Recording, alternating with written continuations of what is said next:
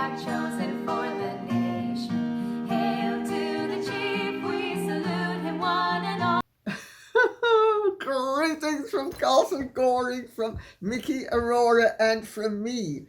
Well, I have some very, very good news for all those Americans who have feared that Meghan Markle could be allowed to enter politics at the highest level. I have some really good news for you from a senior Democrat who is something of an eminence grise in the Democratic Party in the United States of America. But before getting into that, I'm going to read out something from Jeannie Allison, who says, "Hi, Lady C. I was wondering how your followers could get in on the scoring for Goring, shall we say, instead of WH. Tor. I would love to help support, fundraise for your beautiful home. I know that you have mentioned that you don't want to do anything like that with your subscribers, but maybe that cookbook that you really don't want to do, stroke, some choice recipes with stories of their background, t-shirts with you in front of Goring with your beautiful girls would be something that we would all love to buy to help, especially for those of us that won't be able to come and see you speak. Maybe something on the internet for those who buy tickets sort of thing. Only those people who are interested would buy the items. It wouldn't be you pushing it onto your subscribers. Just a thought. Many thanks. XO." Well, Jeannie Allison, you are one of very many people who have approached me with suggestions or really asking me if I do something like this. Well, oh dear, oh dear. I have my people working on the possibility of when we replace the dome, broken glass in the dome, that anybody who makes a contribution to the dome fund, so to speak, a voluntary contribution, because I would not be asking anybody to give anything, sorry. I just think it wouldn't be right. But if people wished to, then their names would be inscribed on some of the glass in perpetuity. And there's also being mooted at the moment the idea that they would be sent something in acknowledgement of that, whether it's a scroll or a handwritten, personally addressed to them, which would happen in any event, of course, thank you, but in such a way that it could be framed. The various ideas being mooted at the moment. I'm not comfortable with one of the ideas, which is that I would have major contributors differentiated from minor contributors. I'm not sure that I like that idea, and that super duper major contributors would be invited to stay here for an overnight stay and a reception in honor of what they've done, etc., etc. I would actually be very interested in your ideas and what you think before we take this any further, because I don't want to be a money grubber. I'm sorry. sooner starve. Well, maybe not starve, but I think you know what I mean. I hate people who are money grubbers. But equally, I really do appreciate the fact that some people want to make a contribution because, of course, Castle Goring is a national treasure. It is a unique property. It is the only one of its kind in the world. And it is of major architectural and historical interest in this country. So I suppose if you look at it from that point of view, if people want to support what is effectively something for the heritage, not only of this country, but of the Western world, because, I mean, there's so much historical interest surrounding this castle, that yes, but I think it needs to be a finely tuned thing, and I'm hesitant to wing it. So any ideas from anybody would be more than welcome. And now, without further ado, if I may plunge in with the really juicy stuff, I'm going to read out a question and then I'm going to give an answer that I also had to take notes for, to make sure that I got it absolutely spot on. Patricia Woski says, OMG. Good afternoon, Lady C. The Daily Mail posted a story online 15 minutes ago recounting the Sussexes' request to hitch a ride on Air Force One back to the USA with the President and First Lady after Her Majesty Queen Elizabeth II's funeral. Several exclamation marks. They were denied, of course. The chutzpah of those two is staggering.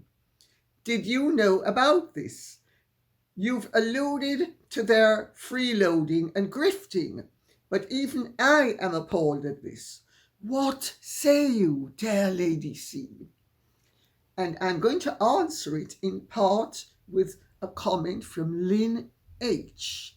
And then I'm going to plunge into our really juicy bits. Saw a news story that said that the Harkles tried to hitch a ride on Air Force One back to the US after the Queen's funeral.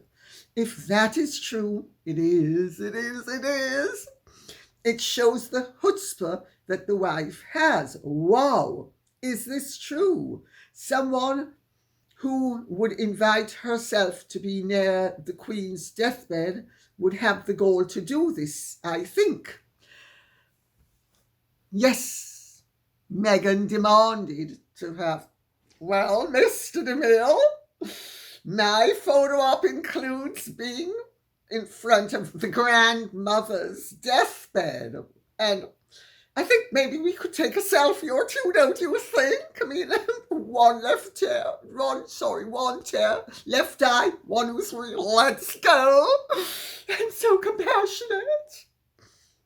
Well, yes, she had the nerve, the unmitigated gall, and the chutzpah, as both of you have said. It's so nice to see that these nice American expressions, which are originally New York Jewish, still flourish. It reminds me of my days at school in New York. Anyway, to not be too jubilant about the news I have to impart. However, as you can see, I am not exactly mournful. So, yes, the unmitigated gall. The Democrats have had enough. Megxit, baby. My heart bleeds for you. Poor Megxit, baby. This is from one of the top Democrats in the United States of America. I'm so thrilled thrilled I can't tell you, because Meghan would be an absolute disaster, not only for the United States of America, but for the whole world. So here goes. They have, and now I've got to read, so I've got to be very sedate. The news of this should, if you examine how has this got out, why has it got out, and why has it got out now? And with all that's going on in this country at the moment, how accidental is it? These are questions you should ask yourself. The answer lies in the question.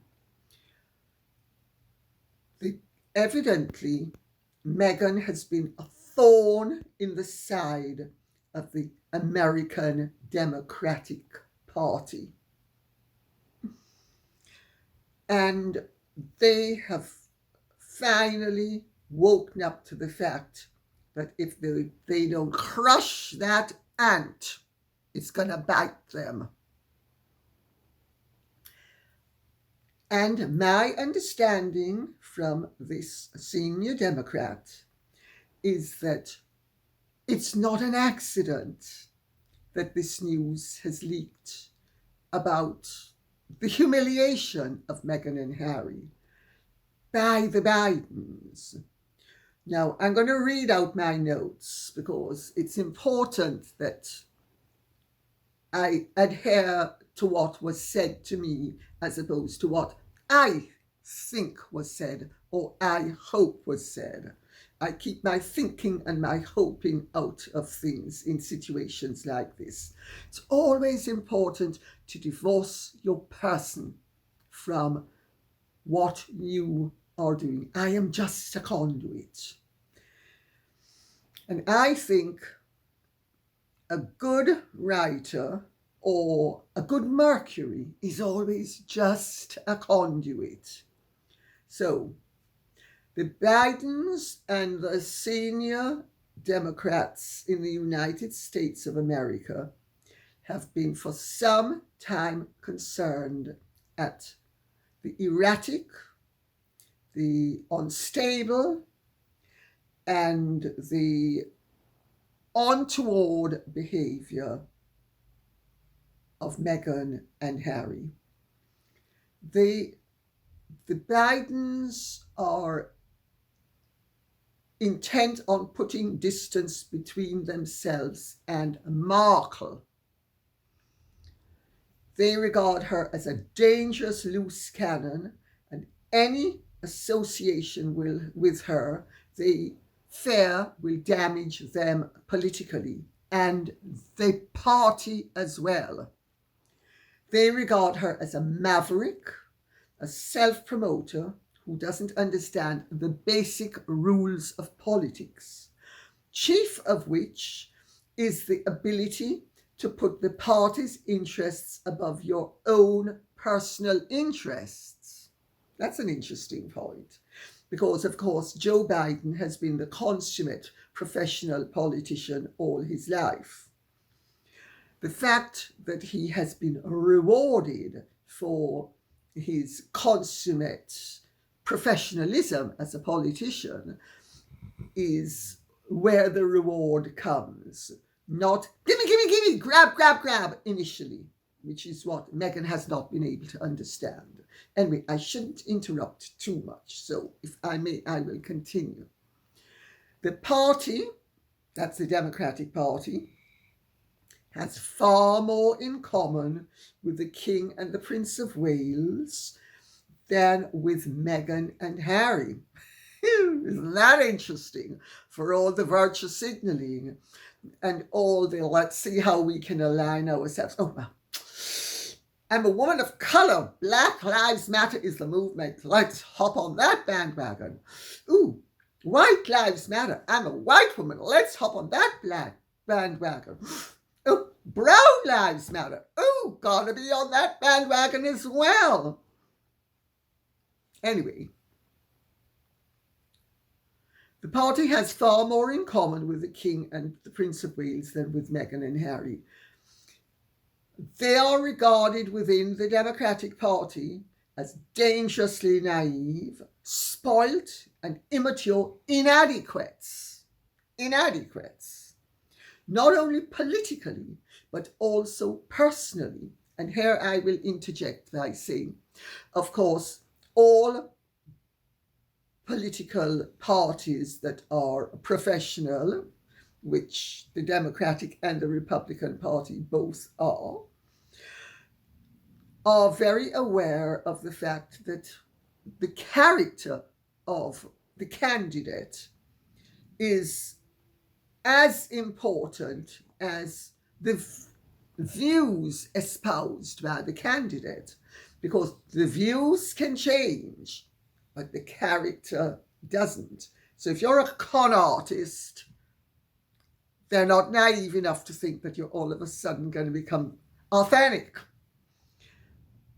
And if you are reliable, they're not going to you're not, unless you take to drink or drugs.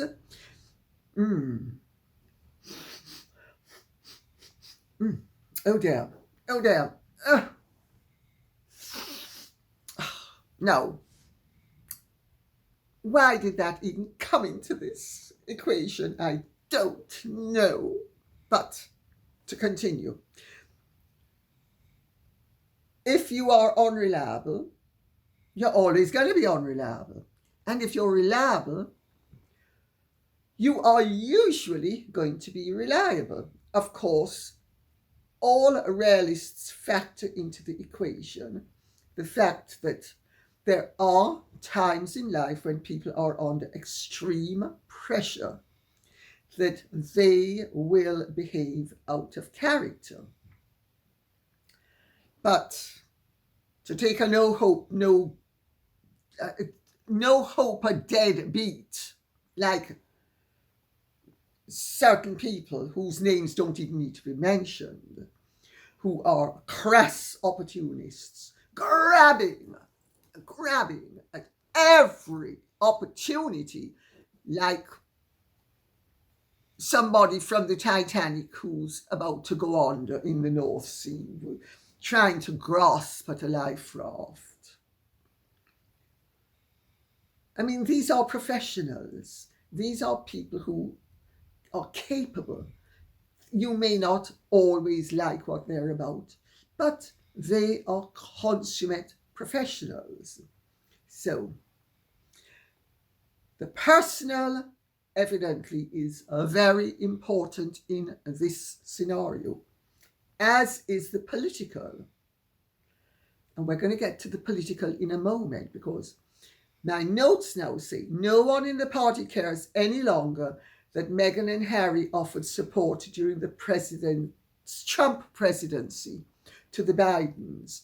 Any affiliation with them will damage the electability of party candidates in the next election. So, evidently, according to the person I spoke to, is not only the Hollywood elite and the glitterati and Netflix and Spotify and all of the media people who are beginning to think, these people are toxic. The Democrats are as well. The values of the party are more, I'm reading now, the values of the party are more closely aligned with the King and Prince William than with Harry and Meghan. So for all their virtue signaling, all their, I just love black people, as long as you don't think I'm one. And I just hate suffering, but if you don't ask me how I am, and if you don't ask me if I'm not okay, I don't care that you have to walk 10 miles for water. I mean, you're not the issue here. I am. Well, they've twigged. So they've twigged as well. So isn't this interesting to know that The tsunami is washing everything away. So let's continue. Charles and William are perceived as being practical and perceptive national figures with whom the Democrats can do business. In other words, they're serious national figures who, in the political arena, understand that politics is not about, Mr. DeMille, I'm ready for my face. Sorry, I only said my facelift. I'm ready for my close-up after I've had my facelift. oh. Don't bring those cameras now to me. Oh, camera. Anyway, I can't help but mock because the whole thing is just quite unexpected to discover that Meghan's ambitions for being President of the United States of America are never going to amount to anything unless she forms the Meghan Party. But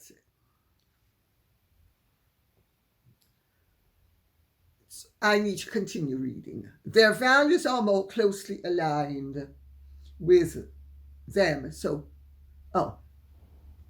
The Democrats' values are more closely aligned with the King's and the Prince of Wales's. In terms, I have to redo it because I have there and them and it doesn't make sense to you if I've interrupted. In terms of monetary policy, climate change, and the future of democracy, then with Harry and Meghan, whose policies and politics are too radical, inconsistent, unrealistic, and self-aggrandizing in the most obvious manner. So I suppose Meghan, give me all now. Had she exercised patience, she wouldn't have needed to go to America, and she could have stayed in England, and ultimately she would have had everything she wanted, but less of it in terms of money. Now she's gone to America. She's not going to have any of it hereafter, evidently, but at least not in a meaningful way. So let me continue. The party's policies and aims are more closely aligned with the Republican parties than with the Sussexes, who are now regarded as extremely, dangerous. Isn't that interesting?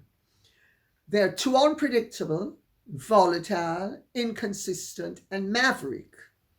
Harry and Meghan don't understand anything about loyalty, whether it is to the party, the cause, or even their own interests. That one I elicited, by the way. I'm the one who made the point that they even sabotage their own interests, and they agreed with me. They're perceived as walking, talking disaster areas. They're saboteurs of everything they touch. The Bidens have been treading a tactful path, politely not wishing to alienate or disrespect the Sussexes while maintaining a much desired distance. And how have they done it? Superficially, pleasantly, but behind the scenes, wait for it. Jill Biden was invited to the Invictus Games and turned the invitation down because they evidently find the Sussexes embarrassing and don't want to be affiliated with them at all.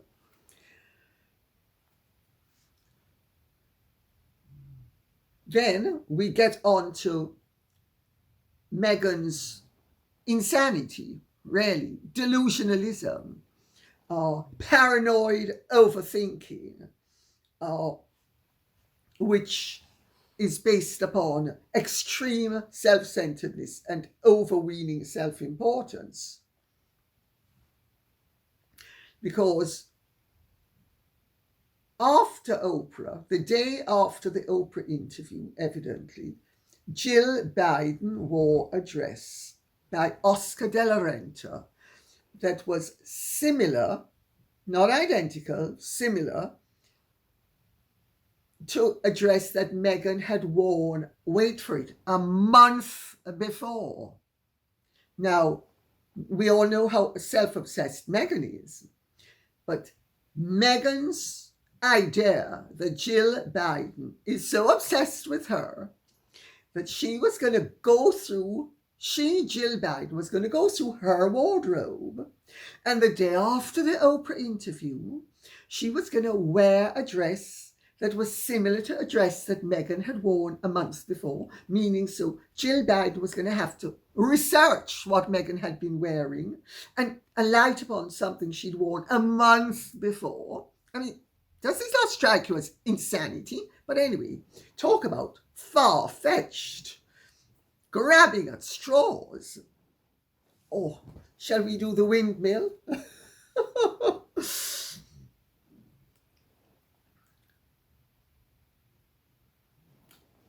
Jill Biden's dress had a lemon pattern, and she wore it to a State Department event. Meghan decided that this was a subtle nod of approval for the way she had conducted herself and the way she trashed the royal family and accused them of being racist. When Jill Biden knew, as did I, and as did everybody in the know, that Prince Philip was dying. Now, wait for this insanity and understand the leaps that Meghan Markle does to come up with a scenario that she regards as viable. The dress had a lemon print. So what does Meghan do? She not only thanks Jill Biden for her support, which she's not given, incidentally, according to what I have been told, but she sends her a basket of lemons. And I believe, I wasn't told this by this Democrat, but I believe that I've heard elsewhere that she picked the lemons from her own garden. Or maybe Tyler Perry's garden. But anyway, and she was being very low-key about it because it was their little secret. Can you imagine when Jill Biden got that basket of lemons and she must have thought, excuse me, doesn't this lemon know that you make lemonade out of lemons? You don't prove to the world that you're a lemon. Anyway, things have got so bad with evidently Meghan's desire for approbation and advancement. And of course, as you might recall, I was contacted by a friend of the Gettys some time ago to speak on the fact that they were concerned that Meghan was going to be trying to exploit, of course not illegally, but nevertheless exploit, the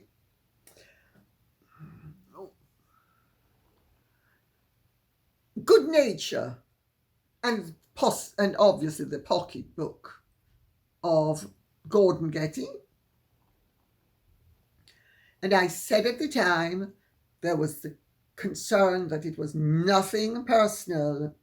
It was because Gordon Getty and his late wife Anne had funded Gavin Newsom to become governor of California.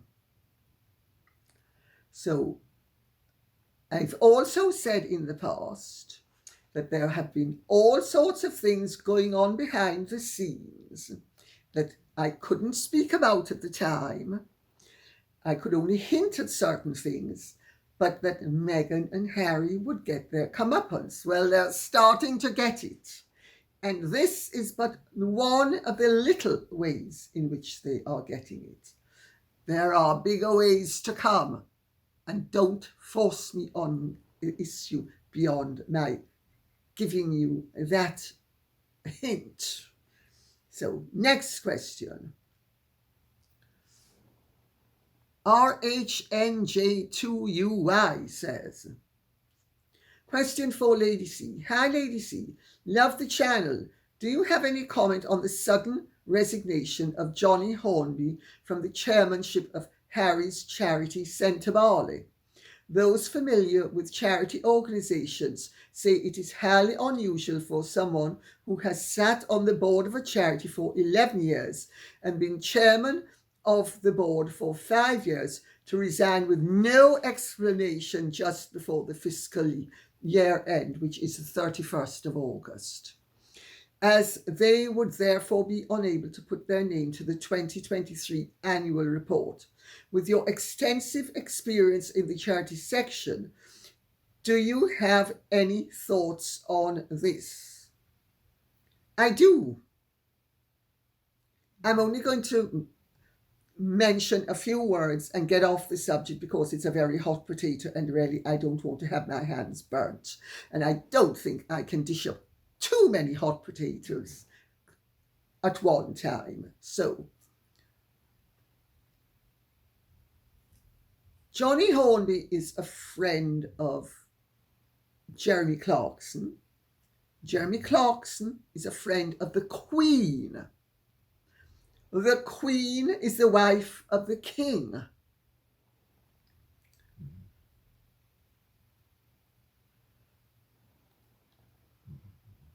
There are measures that have been taken to rein in the more damaging and destructive liberties which Harry and Meghan have felt enabled to embrace. You know, it's not that Johnny Hornby is ringing up Jill Biden and saying, Jill, Johnny here, so much as I pointed out to you some time ago, things are being done behind the scenes. I don't know what a bit of the whole British and American establishment were not going to allow themselves to be rolled over and ravished by Harry and Meghan. They didn't understand. Inevitably, the chickens were going to come home to roost, and they are coming home. So, I hope that answers the question without my having to go into further detail. And now we end with an even more enormous matter than the fact that the Democratic Party in America is taking steps to discourage Meghan's overweening ambition. Sandra Stevens says, Lady Colin Campbell, greetings. As per usual, you look your glorious self. The mixture of the striped shirt with red jewellery is remarkably beautiful. Thank you very much. One tries to be inventive. I have heard about the Coutts situation. This is a private bank that was apparently bailed out by the British people in the form of taxpayer funds to the tune of 39%. I think £5.8 billion. Or was it 50.8? Anyway, some fantastic sum of money. They are part of the NatWest banking group. Since the 17th century, they have been the bank of the royal family, that is Coutts. For a bank to keep a dossier on their customers' private lives, thoughts and speech is disgusting. Just imagine Harrods, Selfridges or Marks and Spencer asking you to fill out a checklist before they let you shop in their store. This is beyond ridiculous. I can understand a private bank having a monetary limit that you need to deposit and keep to have an account. However, this is a business arrangement and your personal views should not have anything to do with it. Well, Sandra Stevens, you are simply saying, and I've read it out because you are saying what Rishi Sunak, the Prime Minister, has said, Suella Braverman, the Home Secretary, has said, the Treasury Minister, Andrew Griffith, has said, and I'm going to make a point. Nowadays, that banking is so essential for everybody's existence. It is not just a business transaction. It is a human right to have a bank account. It is a human right. And I'm going to start with what Rishi Sunak said, because I'm going to read what he said. It wouldn't be right if financial services were denied to anyone exercising their right to lawful free speech. Nigel Farage has only ever exercised his right to free speech. He has never encouraged anything unlawful, ever. It is an absolute atrocity what Dame Alison Rose and Camilla Soul have both done. And those two women should be made to resign, but we'll get to them in a moment. The Treasury Minister, Andrew Griffith, said, banks occupy a privileged position in society, and it is right that we fairly balance the rights of banks to act in their commercial interest with the right for everyone to express themselves freely. Coutts, I used to bank with Coutts. They were never my major bank, but I used to bank with Coutts. And I voluntarily gave up my account at Coutts years ago because, quite frankly, I mean, they were perfectly charming, but I don't need to be banking with the Queen's Bank to feel that I'm all right. And I had other bankers that were better as well as good. And finally, I thought, I'm not going to leave any money sitting there for them so that I can flash out a checkbook with a check that says Coutts. I mean, I don't need to impress people. And also, there's an awful lot of misinformation in the press about what the minimum amount is. Some people are saying 3 million on deposit, other people are saying 1 million. But I'm here to tell you, you don't need to have a penny in Coutts. if they want your name on their checkbook. All of those rules are suspended as and when it suits them. Also, Nigel Farage, as Alison Rose's letter to Farage has proven beyond the shadow of a doubt, Nigel Farage had enough money in the bank to fulfill the commercial requirements of the bank. So it was never about the fact that he was not a commercially valuable client. And when Alison Rose lied and told whatever his name was, what was his name? I can't remember it. Simon Jack, that of the BBC, they sat beside each other at dinner. It was the BBC Correspondents' Charity Dinner, held in aid of the BBC Media Action. It was a glitzy affair with tables hosted by the likes of, and wait for it, Nega Muchetti, Jeremy Vine, Rita Chakrabarti, and Fergus Walsh, whose star power helped to draw in the sort of wealthy individuals who would make the night a success for the charity. I mean, the people who attended must be real non-entities to be drawn in by any of those names. I mean, I'm sorry. I wouldn't get off this seat for one of them. Maybe I would if they paid me for an interview, but otherwise they can forget it.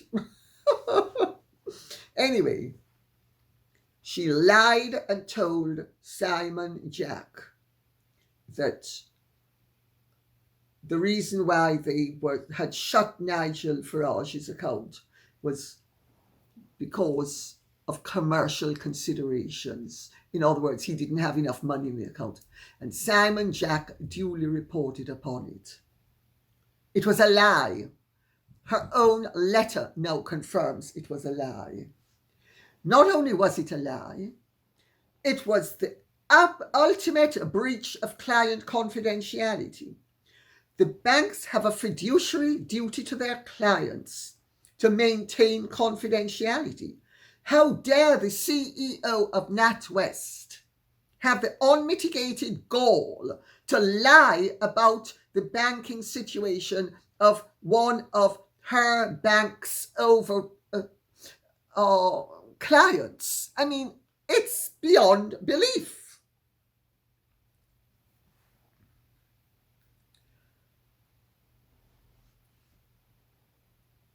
Now, of course, we have to say, for legal reasons, that it is possible that Alison Rose did not give Simon Jack that information, in which case there should be a parliamentary inquiry as to how he came by that information. Now, journalists are not supposed to give away their sources, but I'm sorry, it's as plain as the nose on your face or mine that it's got to be Alison Rose. And if it's not, she should still fall on her sword. Because don't tell me, and and have been a media figure for several years now, decades actually, that they didn't exchange information. Anyway, she apologized to Nigel in a letter that's for a deeply inappropriate internal report that had found that he was not inclusive enough to be a Coutts customer. Since when was Coutts Bank Petronius Arbiter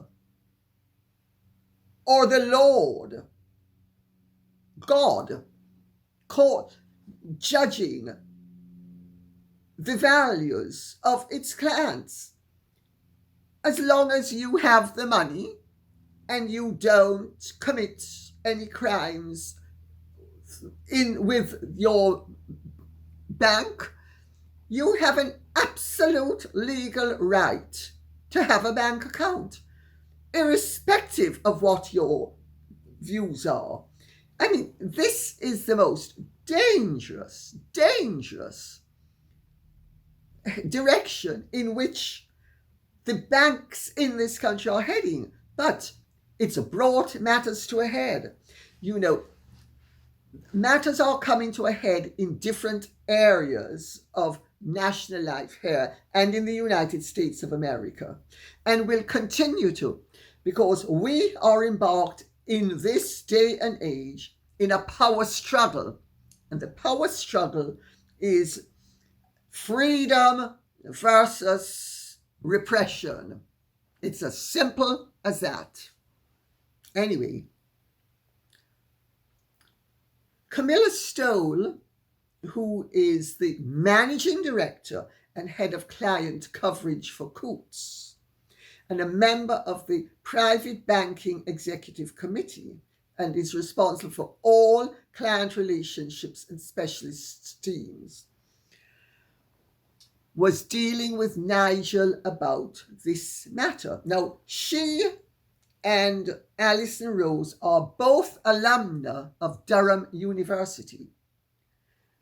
They are both woke as Meghan. And I'm afraid their private philosophies have no place in their professional lives. I, as a writer, keep my private opinions and prejudices out of the biographies I write. They should be made to be compelled to do the same thing legally. And it looks as if the government is going to intercede and strengthen the banking system. And in the meantime, I have actually had an idea that I will fly by you as just a loose thought, that if this government doesn't do something about it, I think we, the people, should form our own People's Bank, allowing people whose opinions diverge from ours as well as the mainstream to bank. As long as they are not breaking the law, they have a right to have a bank account. And you only need £5 million, incidentally, to have a community bank. So, anyway, Suella Braverman, who is the Home Secretary, of course, they love to bring her down because she has espoused dealing with certain problems in this country, that they don't like the way she's dealing with them. And nobody seems to realize that Denmark has no problem with illegal immigrants because it sends its illegal immigrants to Rwanda. So if Denmark does it, and Denmark is held up as a bastion of civil liberties and freedoms and democracy and everything that's correct in the world today, why is it okay for Denmark to do it, but not for us? I make that point for what it's worth. But Suella Braverman has said that the Coutts scandal exposes the sinister nature of the diversity, equity, and inclusion industry. And she's absolutely right. Because Camilla Stoll and Alison Rose have both confirmed that their primary interest is such matters as climate change. No question of the fact that they're bankers and not political activists. Well, you know, fecal matter rises to the surface when you flush it in the sea. I've seen it when an adjoining boat nearby us released its waste mat into the sea. All of a sudden, up came poos. Well, loads of poos seem to be floating up to the surface all of a sudden. What can I say? We live in interesting times. And I would encourage everybody in this country to write to your MP, irrespective of his political persuasion, and demand that the banks be made to keep people's accounts open, irrespective of whether the banks agree with their agendas or not. And the joke is, Nigel Farage's account was shut down, according to Camilla Stoll herself, because he retweeted a joke that Ricky Gervais made about the trans debate. And there was something else. Oh yes, Nigel Farage is xenophobic and she's a Remainer. She is an avowed Remainer. So because she wanted this country to remain in the European Union, notwithstanding the fact that a majority of voters voted for us to Brexit, she is going to disrespect the vote of the majority, and she is going to penalise Nigel Farage for having been one of the architects of Brexit. If this doesn't strike you as repression of the highest order, I don't know what does. And I would ask every British person listening to this who has any care for the country's state as well as your and my state, to write to your MP demanding that the laws be beefed up with a multi-party act ensuring that banking customers are not made to lose their accounts because of their political or personal views. Because you see, it's Farage today and anybody else tomorrow. We live in dangerous times and we need to do something about it. And this is the time to do something about it. Now. I mean, it's beyond belief that in Britain in 2023,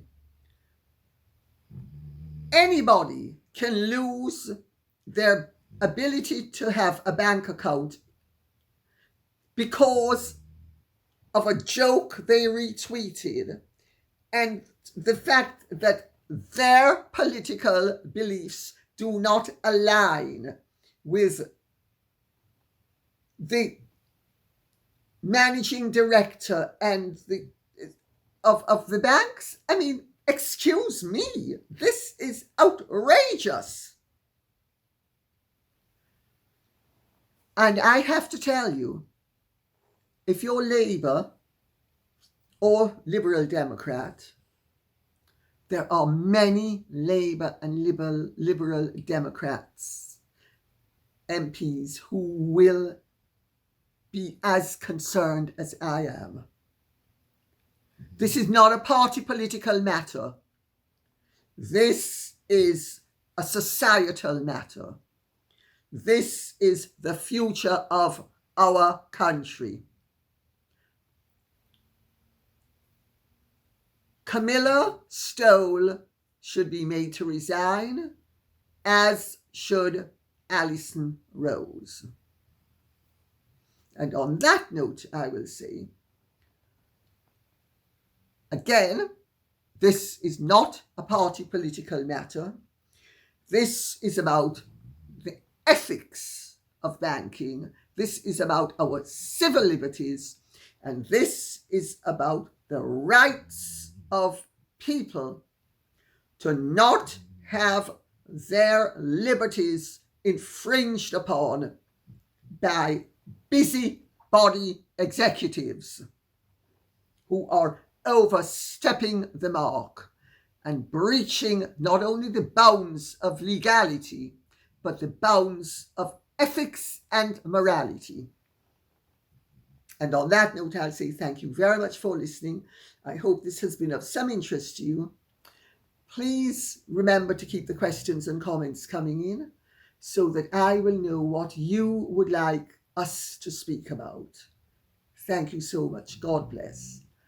And if you have really enjoyed this, please like, share, subscribe, press the notification bell, and Godspeed.